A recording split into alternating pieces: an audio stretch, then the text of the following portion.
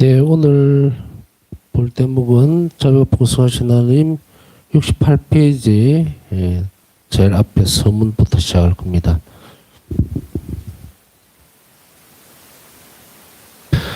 네, 화의와 참회 성사에서 하나님 자비 살펴보기 전에 어떤 분이 이런 질문을 하신 것이 있어서 잠깐 이거 나누면 도움이 되겠다 싶은 것이 있어요. 어떤 것이냐면 연옥 영혼들을 위해서 우리가 얼마나 기도를 해야 됩니까? 라는 그런 걸로 해석을 해볼 수가 있어요. 우리 가족, 친척, 뭐 형제, 자매들 이렇게 되죠. 여기서 정답은요. 언제까지 기도해야 됩니까? 라고 물었을 때의 정답은 우리 삶이 다는 날까지예요. 예수님께서 우리에게 자비기도 나중에 이제 이거 뒷부분에서 다룰 건데 자비기도 내용 안에 그 어떤 것이 온 세상이라고 하는 것은 이 땅과 연옥에 있는 영혼들을 다 포함합니다. 그 말은 우리 삶이 다는 날까지 그들을 기억하라는 이야기이기 때문에 얼마만큼 그들을 위해서 아버지를 위해서 부모님을 위해서 미사를 드려야 됩니까? 얼마나 기도를 해야 됩니까? 한없이 해야 돼요. 한없이. 우리가 그분들이 천국에 갔는지 알 수가 없어요. 그런데 거기에 따라오는 선익들을 유익하면 어떤 것이냐면 만일에 자기 부모님을 위해서 기도해서 미사 드리고 봉헌하고 쭉 가다가 그분들이 갔단 말이죠. 하나님께 천국에 가게 되면 그런데 모르죠 우리는.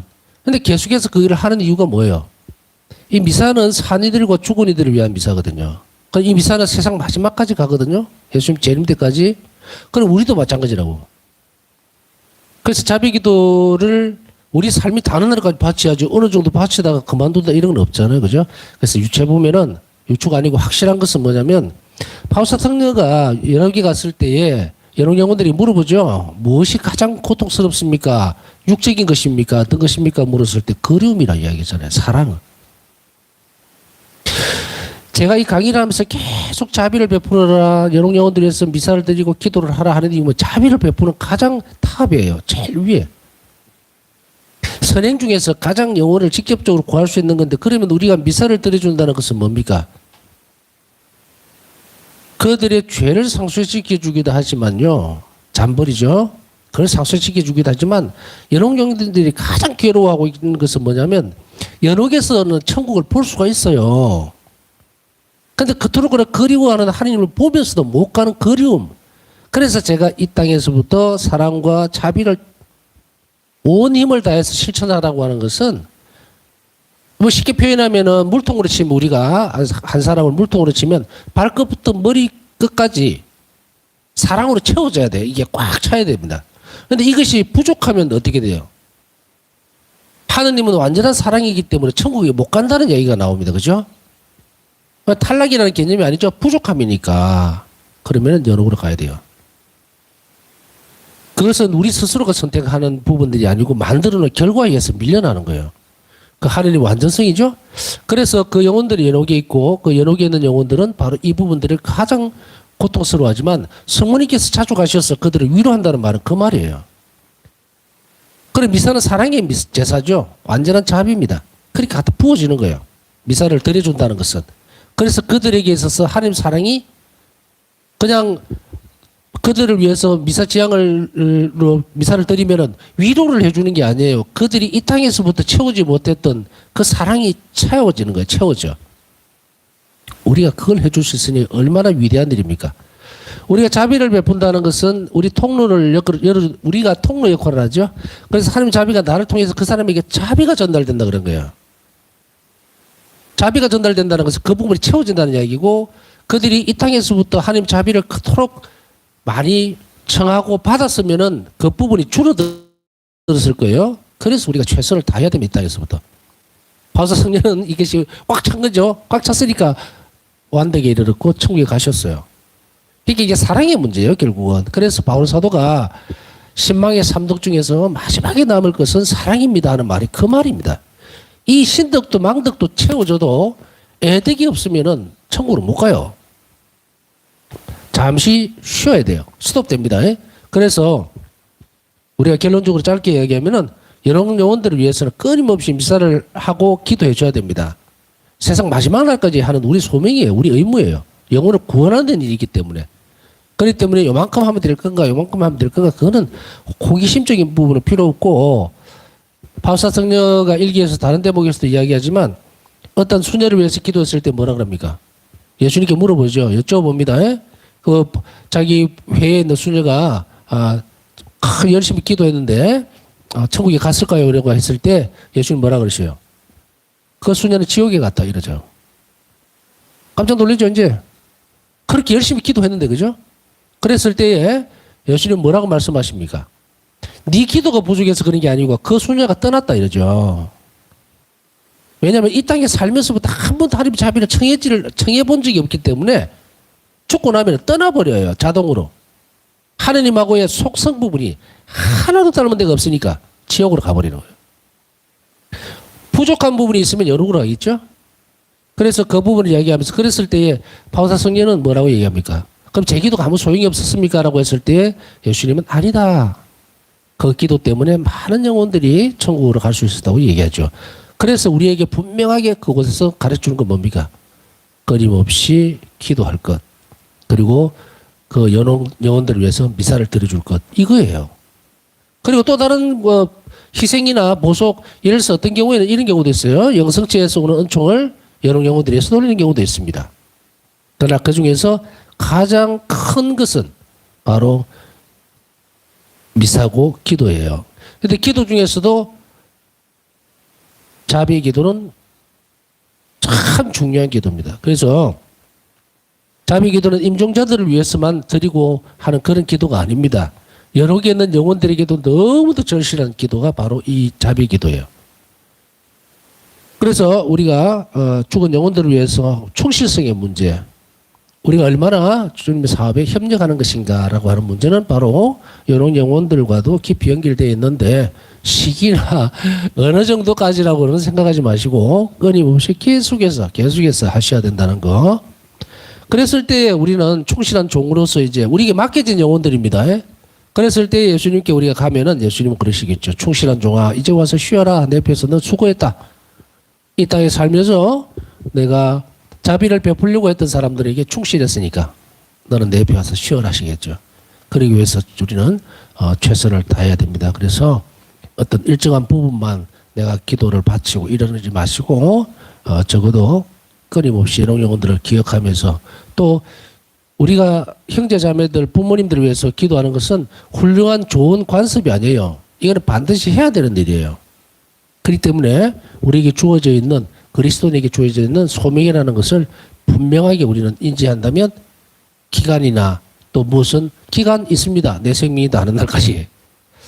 자, 여기까지 하고요. 나머지는 또 다음에 자비기도 다루다 보면 또 이런 부분도 다룰 수 있고 또 특히나 이 자비가 부사신 안에 보면 여러 영혼들과의 대화라는 부분들이 있고 하니까 여러분들 이 책을 잘 보시면 그게 답이 다 있습니다.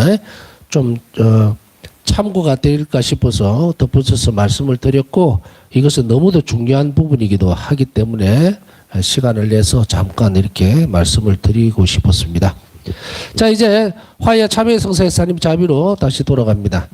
세리들과 죄인들이 모두 예수님의 말씀을 들으려고 가까이 모여들고 있었다. 그러자 바리사이들과 율법학자들이 저 사람은 죄인들을 받아들이고 또 그들과 함께 음식을 먹는군 하고 투덜거렸다. 예수님께서 그들에게 이 비유를 말씀하셨다. 이제 이 부분은 뭐냐면 세리와 죄인들이라는 부분들을 특별하게 딱 드러냅니다. 이들이 모두 예수님께 가서 말씀을 듣고 위로를 받으려고 하죠. 근데 세리와 죄인들이라고 하는 건 뭡니까? 바리사이파 사람들이나 율법학자들은 자기들 의인이라고 생각을 해요. 그렇기 때문에 죄인으로 판명을 받았다는 사람들 안에는 병자들도 있을 거고 이런 여러 가지 자기들 규율에 따라서 저 사람 죄인이다 이렇게 선언을 해버린 사람들이야. 그 사람들과 세리들은 뭡니까? 이 세리들도 완전히 뭐 거의 죄인과 동급으로 취급을 하죠. 세관원이죠. 그러니까 이 세리들에게 있어서의 아주 뭐 옛날에 우리나라에서의 경우만 보더라도 백정 있죠. 도축하는 소나 돼지 잡는 이런 백정들을 뭐라고 했으면 가장 낮은 지위로 봤죠. 천민. 최하층의 천민으로 봤습니다. 그래서 사람 취급도 안 했죠. 이런 사회적 구조로 이해를 하면 돼요. 세리라든지 창녀라든지 죄인들이라든지 이런 사람들 전부 그냥 인간 이해합니다. 근데 이 사람들이 이제 이런 사람들이 막 예수님 주변에 모여드니까 율법학자들이나 바리사이파 사람들이 예수님을 보고 막 비난을 하죠. 두들두들 하는 거죠. 도대체 저들하고 만나서 얘기한다는 것도 정말 엄청난 스캔들인데 음식까지 같이 먹고 있으니까 이들에게 있어서 예수님의 행동은 아주 너무도 아주 놀라운 일들이에요. 그러니까 어떻게 보면 율법학자들이나 바리사이파 사람들은 하느님은 깨끗하고 좋고 하나님 보시기 쉽게 얘기하면 하나님 마음에 드는 사람들만 정말 사랑하시는 그런 편협하고 정말로 좁은 의미에서 하나님을 사람들에게 가르치고 있는 거예요. 그러면서도 동시에 뭡니까? 기득권이죠. 율법학자 뭡니까? 학자죠. 많이 배웠죠. 그러니까 그 율법을 가지고 사람들을 얽어놓습니다. 그러면서 지배를 하려고 그러고 그리고 자기들은 앞에 서서 지도자인 듯이 나서면서 자기들은 하나님 사랑을 완전히 독차지하고 있는 듯이 혹은 하나님의 대리자인 듯이 엉뚱한 정신 나간 짓을 하고 있던 인물들이 이 율법학자들이고 바리사이파 사람들이었다고. 그런 이 관례적인 것들을 완전히 깨버리는 예수님에게 대해서 이 사람들은 좋은 감정을 가질 리 없을 뿐더러 이들이 예수님을 결국은 마지막에 어떤 십자가형의 죽음으로 몰고 가지만 그러나 지금 이 시간 이 순간에서 사람들이 3년 동안의 공생활 중에 건드리지 못했던 이유는 이 부분들이 자기들이 들어도 틀린 부분은 아닌 거예요. 단지 이제 자꾸 건드리면서 덤비드는 이유가 뭡니까? 하느님을 아버지로 소개를 하니까 이제 이게 뒤집어진 거죠. 그러나 표면적인 부분들이 있다 하더라도 이런 식으로 본질적인 부분들은 자기들 기득권들 그것을 허물어뜨리고 또 많은 사람들이 자기들을 떠나서 그쪽으로 가는 것을 두려워했기 때문이죠. 그렇지만 예수님께서는 계속해서 이 사람들에게 어떤 내용들인지를 가르치기 시작합니다. 예수님께서는 그들에게 이 비유를 말씀하셨다. 너희 가운데 어떤 사람이 양 100마리를 가지고 있었는데 그 가운데에서 한 마리를 잃으면 99마리를 광야에 놓아둔 채 잃은 양을 찾을 때까지 뒤쫓아가지 않느냐. 그러다가 양을 찾으면 기뻐하며 어깨에 메고 집으로 가서 친구들과 이웃들을 불러 나와 함께 기뻐해 주십시오. 잃었던 내 양을 찾았습니다 하고 말한다.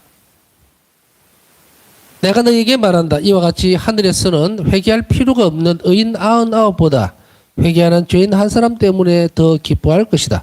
루카복음 15장 1절에서 7절. 이 부분들은 예수님 이 선언은 하느님께서 얼마나 자비로우신 분인가를 새롭게 합니다. 그러나 율법학자들이나 바리사이파 사람들은 심판하시는 하느님 그리고 올바르고 정의로운 하느님에 대해서만 알고 있을 뿐 죄인들을 용서해주고 받아들이시는 너그러운 하느님, 자비로운 하느님에 대해서는 일절 설명하지를 않았어요. 그렇다면은 구약시대에서 드러나고 있는 모든 성경 이스라엘 역사들을 살펴볼 때에 하느님은 덜 자비로운 분으로 묘사가 되고 있는가, 드러나고 있는가라고 했을 때 그렇지 않지요. 늘 잘못을 가르치고 똑바로 갈 수 있도록 이끌어주고 율법으로 규율을 가지고 계약을 함으로 인해서 복을 주고 하는 하느님으로 되어 있는데도 불구하고 가르치는 입장에서는 이 율법학자들에게 있어서 가장 큰 문제는 뭔가? 바리사이파 사람들에게. 물론 아까 기독권적인 이야기도 했습니다만은 이들에게 있어서는 무엇이 발견되지 않느냐? 하나님 자비를 체험해보지를 못했던 인물들이에요. 그러니까 이게 앞에서 지도를 하는 이끌어가려고 하는 이 사람들에게 있어서의 이런 하느님과의 관계가 얼마나 중요한지 모릅니다. 율법학자나 바리사이파의 사람들 하느님의 자비를 한 번도 체험해 본 적이 없으니 하느님을 그저 정의로운 하느님으로 소개할 수밖에 없었던 거고요. 예수님은 이제 이들에게 그것을 가르치기 시작합니다. 어떻게 보면 우리가 지금 자비 신심에 대해서 배우고 또 익히고 하는 이런 부분들이 금방 말씀드렸던 그 내용하고 거의 유사할 수 있어요. 하느님의 자비에 대해서 몰랐던 사람들이죠. 몰랐던 사람들이 이제 제가 하나님 자비에 대해서 설명을 하고 동영상 강의를 하고 소개를 하고 이렇게 함으로 인해서 복음을 쇄신시키는 거예요. 복음이 없던 부분이 아니에요. 있던 부분들을 쇄신시킵니다. 그렇게 함으로 인해서 하나님은 자비로운 분으로 이제 소개를 하기 시작하고 여러분들은 그것을 받아들이죠. 아, 몰랐던 영역들이에요. 그냥 자비롭습니다 하는 데까지만 딱 있었지. 그 내용에 대해서는 몰랐다가 그것이 열리면 이제 내 체험이 되기 시작하니까 아, 나 기도하니까 이렇게 좋았어. 나는 여러 영혼들에서 자비기도를 바쳤는데 너무들 이렇게 찡하니 뭐 여하튼 그런 뭐 체험이라고 해볼게요. 여하튼 그런 거 있고 마음이 너무 평화로워졌어. 영혼이 정말 안정을 찾는 것 같아. 하느님을 다시금 사랑하기 쉽다. 이런 것들 뭐 이런 하여간 어쨌든 이런 하나님에 대한 자비들을 입을 수 있는 체험할 수 있는 여유가 생기죠. 공간이. 그런데 이 바리사이파 사람들과 율법학자들에게 있어서도 똑같을 거란 말이에요. 하나님 자비에 대해서 알지 못했던 영역들이 예수님은 이제 이 부분들을 자극을 해버리는 거예요. 소개를 하죠. 그랬을 때에 바리사이파나 율법학자들은 못 알아들어도 세리와 창녀들은 알아듣는 거예요. 사실 세리라든지 창녀라든지 죄인들은 하느님의 자비에서 멀어져 있는 심판받은 인물들, 판결받고 이제 더 이상 구제될 수 없는 그런 완전 절망적인 상태에 있는 사람들에게 예수님은 하느님은 죄인들의 회개를 더 기뻐하신다는 이게 복음인 거예요. 우리가 생각할 때 왜 복음일까? 세리라든지 장녀들이라든지 죄인들이라든지 나병환자라든지 이런 사람들은요 절망적인 사람이에요. 절망적인 사람, 사회에서 격리된 사람들이요. 사람 취급도 못 받아요. 지나가면 침 뱉고 돌 던지고 아이들이 인격체로서는 완전 붕괴된 상태에 있는 그래서 그냥 사는 거예요. 그냥 동물처럼 그냥 하루하루 그냥 사는 사람들인데 이들에게 있어서 이 길이 튀어버린 거예요. 하나님 자비를 입을 수 있는 자격이 되죠. 이 사람들에게 있어서 더 이상 사회적으로 대우받을 수 있는 공간은 아무것도 없습니다. 그런데 복음은 뭡니까? 이제 이들에게 하나님 자비가 비추어지면서 선언을 해버리죠. 그 도저히 넘어갈 수 없는 죽기 전에는 해결될 수 없을 것 같은 그 죄 판결문이 다시금 읽히는 겁니다. 그 장애물이 허물어지는 거예요. 그러면 죄인으로서 이제 의인으로 돌아가죠? 그 가능성을 누가 열어줍니까? 아무도 없었다. 완전히 절망 속에 있던. 그래서 성탄을 우리는 준비하고 있지만 어둠 속에 갇혀있던 백성에게 빛이 내렸다는 말이 뭡니까? 이들에게 있어서 죄라고 하는 것이 딱 틀에 박혀 있는데 바리사이파 사람이라든지 율법학자들이라든지 사두가이파 사람들에게 있어서는 정말로 이들에게서는 이런 것들이 없어요. 무소불이야. 하나님 자비가 필요 없어도 돼요. 그냥 저거는 율법으로 밀어붙이고 내도 그냥 사회적인 지위를 얻고 지 마음대로 떵떵거리고 살던 인물들이라. 그런데 그렇지 못한 사람들에게서 뭡니까? 절망적인 상태. 내 인간으로 왜 태어났을까? 왜 이렇게 이런 정말 인간 이하에 앞에 희망도 아무것도 없고 살아내야 될 이유도 없는 뭔가 모욕들을 다 받고 있는 그런 상태, 빠져나올 수 없는 그 상태에서 예수님은 선언을 해버리는 거죠. 그러니 복음인 거예요. 죄를 걷어내버린 거예요. 죄를. 신분을 천민에서 양관들의 신분을 상승시켜주겠다. 그런 의미가 아니라 완전히 해방시켜줘 버리는 거예요. 너는 죄인이 아니다라고 선언을 해버린 거예요. 그런데 이게 바리사이파라든지 율법학자들은 그 죄라고 하는 그 좋은 굴레를 딱 덮어 씌워가지고 막 동물 취급을 하고 말이야. 이렇게 하면서 그게 다 쇠사슬이 끊어져 버리죠. 끊어지니까 어떤 문제가 생깁니까? 죄인들에게 있어서는 해방의 날이고 율법학자나 바리사이파들에게서는 완전히 뭐 뒤집어 쓴 날이 되는 거예요. 이러니 이제 이들에게 있어서 복음이 될 수가 없고 이걸 비수가 되죠. 비수. 그래서 복음은 뒤집어 놓습니다. 죄인들에게는 해방이지만 그걸 가지고 기득권적으로 이용하려고 했던 사람들에게 있어서는 분열과 그리고 당파싸움이 벌어지게 되죠. 그래서 예수님은 뭐라고 말씀하세요? 내가 평화를 주러 왔다고 생각하지 마라. 나는 칼을 주러 왔다. 불을 지를 것이다. 이 말씀이에요. 복음이 죄를 얼마나 좋습니까? 저 사람이 죄인이고 막 깔보기 좋고 얼마든지 마음대로 해버릴 수 있는 사람이 있다는 것은 이 동물적인 이 죄에 빠져있는 인간의 본성으로 봐서는 너무도 쾌락적인 부분이거든요. 동정적인 부분들은 솔직히 이야기해서 동정도 할 수 있고 이렇게 할 수 있겠지만 오히려 그런 사람이 있는 게 더 자신에게 유리하고 좋은 죄의 본성입니다. 그걸 다 깨버린 거죠. 이 선언 안에 우리가 들어가 있는 거예요. 그랬을 때 우리 또한 이 부분에 있어서 어떻게 이해되어질 것인가? 내가 죄인이라고 하는 의식이 분명히 있을 때에만 이것이 해방이 되고 복음이 되죠. 나는 뭐 죄 지은 거 없어. 뭐 하늘에 보시기에 나는 떳떳해. 이런 사람에게 있어서는 아무 가치가 없어요. 그리고 그 사람은 어떻게 됩니까? 사람으로 살 수가 없어요. 그냥 동물적인 사람이에요. 그러나 그렇지 못한 이들에게 있어서 이 부분은 엄청난 충격으로 와닿게 됩니다. 그래서 예수님은 이 비유를 말씀을 하시면서 이제 아버지께서 주시고자 하는 하나님의 자비를 그대로 드러내는데 변화를 불러일으킵니다. 변화. 그래서 죄인으로 막 핍박받던 사람들이 예수님께서 죄를 용서해 줌으로 인해서 그것이 터져나와 버릴 때는 이제 어깨 펴고 눈에 힘주고 사람으로서 살아가는 거예요. 삶에 엄청난 변화가 이루어지죠. 그러기 위해서는 무엇이 필요합니까? 선언이 필요해요. 여기에서 고해성사에서 하나님의 자비는 우리가 고해수에 왜 들어가야 되느냐? 너 죄 없다고 판결을 내려주는 거예요. 우리는 그 선언이 없으면 못 살아갑니다. 바리사이파 사람들, 창녀들이라든지 죄인이라든지 이런 사람들이 왜 수가 죽어서 사회적으로 매장이 되어 있느냐? 율법학자나 바리사이파 사람들이 선언을 해버린 거예요. 너 죄인이다. 너는 사람들 가운데 살면 안 돼. 이런 식으로.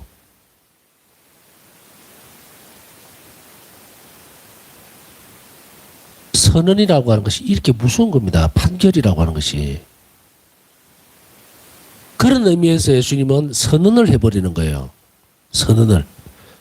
이 선언이라고 하는 것은 아까 얘기했듯이 왜 우리가 고해수를 두려워하지 말고 우리가 적시로 빨리 가야 되느냐. 그것은 그곳에서 사제가 사제경을 외우는 순간에 내가 선언을 받을 때 내 영혼이 해방이 되어버린다는 거예요. 해방이. 우리가 예를 들어서 이런 부분들이 막 우리 사회 안에서 많이 있을 수 있는 일들이 우리는 충분히 알 수 있습니다. 예를 들어서 어떤 약간 범칙적인 부분, 그러니까 범칙금을 이제 물었단 말이에요. 아니면 어떤 부분들에 있어서 논쟁이 생겼어요. 나는 죄를 안 지었는데 자꾸 죄를 지었다고 이제 막 사람들이 몰아가. 그러면은 나는 죄가 없어요. 아무리 떠들어도 사회적으로 그게 안 맥혀 들어가요. 그러면 사람들은 이 부분들을 사회적으로 어떻게 해결합니까? 법정으로 가죠. 법정으로 갔을 때에 판사가 이제 이 사람 이야기 좌우를 다 듣고 이 사람 당신은 죄가 없습니다 하고 선언을 딱 해주면 모든 일이 해결이 돼요. 이 선언이 이 정도로 이만큼 중요한 겁니다. 이 사회, 인간 사회라고 하는 구조 자체가 그래요. 그렇기 때문에 성사는 인간 사회의 구조적인 모습들을 이 제도적이거나 구조적인 것들을 그대로 가져옵니다. 이렇게. 그게 성사예요. 얼마나 예수님은 놀라운 일을 해주셨는가. 그래서 우리 양심으로 또 죄로 고백되어지는 내용들을 사제 입을 통해서 선언을 하게 해놨습니다. 너 죄 없다. 죄를 용서받았다라고. 바로 이런 선언을 할 수 있어요. 사죄경이죠. 그것을 선언받을 때 우리 영혼은 안심을 합니다. 아, 내 죄가 용서받았구나. 내 죄의 잘못에 대해서. 바로 이것이 바로 성사거든요. 그러면 우리는 이 이 고해소에서 이것은 바로 예수님께서 선언하셨던 내용을 그대로 해가는 거예요. 그러니까 우리에게 있어서 얼마나 엄청난 자비로움을 베풀어 놨습니까? 만일에 이 교회 안에 고해성사가 라고 하는 것이 없으면 우리는 헤어날 길이 없어요. 더군다나 성체성사에 접근도 못합니다. 성총 상태에, 은총 상태에는 예수님과의 하나님과의 결속이 다 끊어져 버렸는데 어떻게? 없죠. 그러니까 우리는 이 고해성사를 통해서, 화해성사를 통해서 다시금 하나님의 영원한 사랑 안으로 갈 수 있고 일치가 될 수 있고 또 깨져 버렸던 완전히 다 죽어 버렸죠. 그 은총을 다시 회복할 수 있는 그 성사를 하나님께서, 예수님께서는 세우셨다는 거예요. 공생활 동안 예수님께서는 변화, 즉 이제까지와는 다른 삶을 가르치셨어요. 이제 죄를 용서받았다고 하는 것은 이제 그렇게 쪼그려져서 살지 말고 인간 이하의 취급을 받던 그 상태에서 이제 인격적으로 살아야 한다라고 가르치기 시작합니다. 그래서 하느님 보시기에 좋도록 살면 된다라고 하는 것을 자긍심을 불러일으키고 인격적인 관계를 다시금 회복시켜 줍니다. 예수님께 다가간 사람 중 많은 이는 죄로 인해 대중에게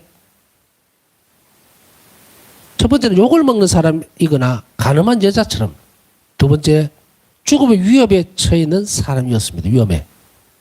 거의 끝에 가 있는 사람들이야. 막 다른 사람들에게 비난을 막 받거나 아까 말씀드렸듯이 지나가면 아이들까지 침 뱉고 돌을 던지고 하는 나병 환자들. 난리가 나죠. 막 거리에 나타나면은 막 정말 죽일 듯이 막 덤빕니다. 그래서 도망다니죠. 마을로 들어가지도 못하고 이런 부분들, 이런 사람들이었어요. 그러나 예수님께서는 그 누구도 비난하지 않으시고 그들에게 회개할 것을 요청하셨습니다. 회개는 삶을 변화시키는 거예요. 예수님께서 죄를 용서해 주시기 위한 조건입니다. 회개하라. 영원히 하나님께 돌아서지 않으면 그 일을 하실 수가 없는 거예요. 하실 수가 없어요. 그렇기 때문에 육적인 부분들이 예수님이 나병 환자라든지 이런 사람들 왔을 때 먼저 야, 너 회개했느냐? 뭐 했느냐? 물어보고 치유를 해 주시는가? 아니죠. 의탁하는 태도만 보신 거예요. 의탁한 태도만. 지난번에 이 부분을 또 다시 공부를 할 때 또 다시 다뤄야 돼. 의탁의 학교에도 잠깐 나왔어요. 나왔는데 믿음은 겸손과도 연결되고 겸손은 통해를 불러일으키거든요.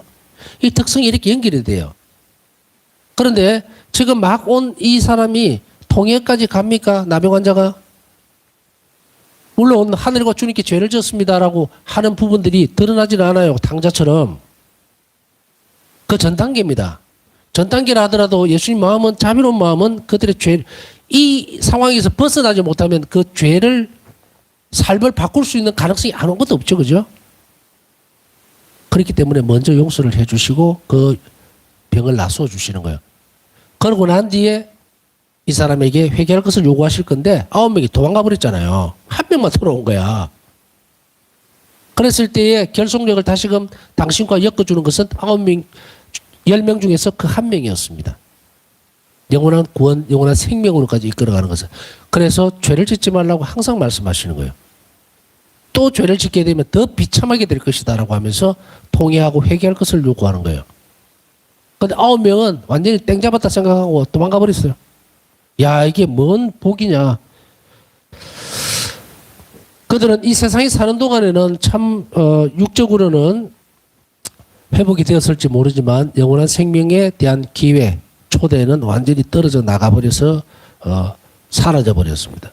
복음 안에서 사라져 버렸다는 얘기예요. 자, 회개할 것을 요청하십니다.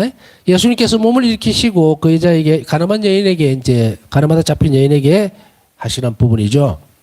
그 여자에게 여인아 그 자들이 어디 있느냐? 너를 단죄한 자가 아무도 없느냐 하고 물으셨다. 그 여자가 선생님 아무도 없습니다 하고 대답하자 예수님께서 이러셨다.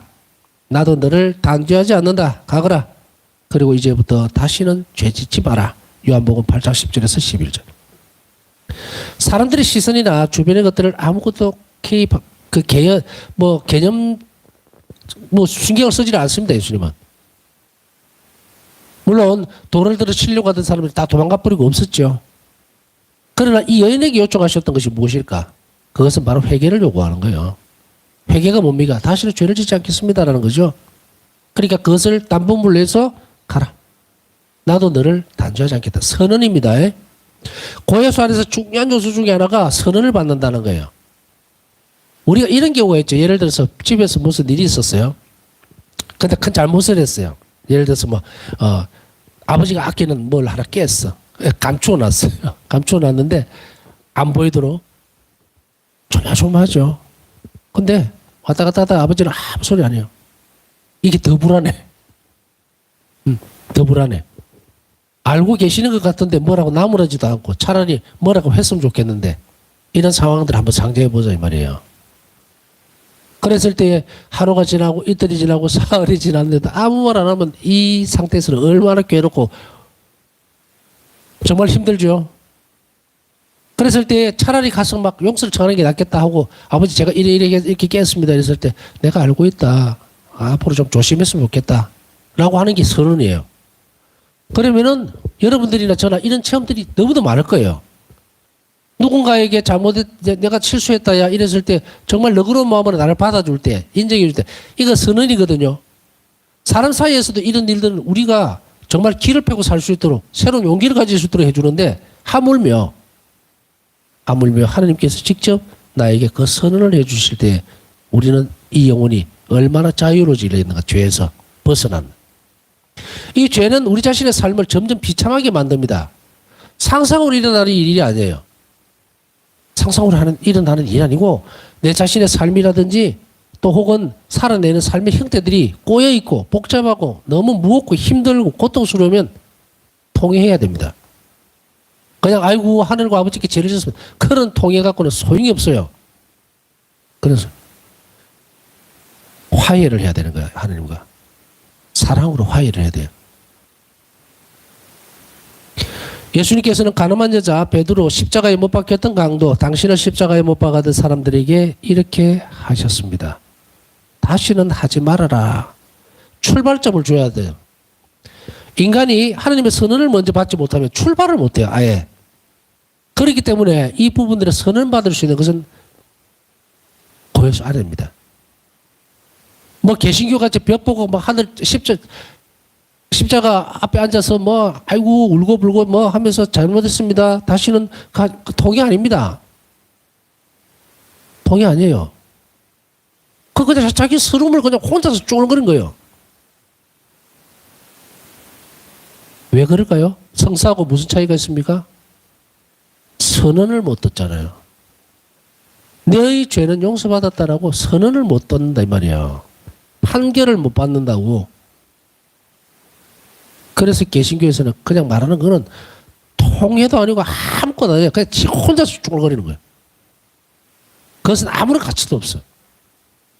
하느님은 사람이 되셨다고 처음에 이 말씀 드렸을 때 말씀이 사람이 되셨을 때는 뭘 하라고 사람이 되셨어요?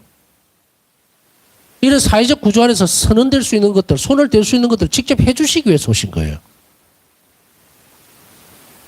그래서 만나고 대화하고 그렇게 해야만 하느님이 정말 내 삶의 안으로 들어오셨구나. 자비를 입었구나. 라고 느낄 수 있죠. 이제 그것을 하느님은 하셨단 말이죠.